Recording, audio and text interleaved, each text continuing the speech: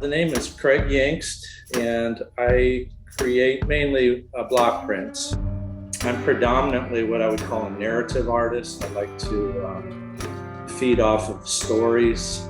For me, the typical process is idea. Idea is probably, for me, more important than the technical aspect of doing prints. I know for some artists, it's the technical that drives them. For me, it's actually the idea. But I will, at some point, get an idea. And like I said, it tends to be narrative. So it might be from my reading. It might be from places that I go. When I travel, a lot of times I like to research or dig into the history of the place. Obviously, I'm going to be showing a lot of music stuff. So those are inspired, obviously, by lyrics and stories of the people themselves. And then eventually it goes into a drawing or a sketch, and that sketch gets drawn to scale. The sketch then has to be reversed because it's got to go on the block reversed to get your image.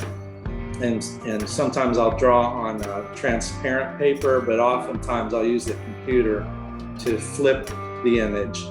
And then once I have the image flipped, I'll go ahead and retrace it onto the block. And then once it's on the block, I begin to carve that out. And that's probably still one of the most difficult parts for me is knowing what to carve away and what to leave.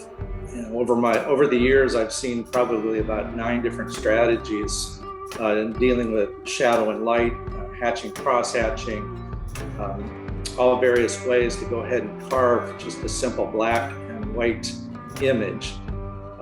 But generally, I will tell students or beginners, undercarve your work, carve less, because you can always carve away more. You can print it, look at it, and then you can go back to the block and still carve away more. But once a piece is carved away, it's very difficult to go ahead and replace.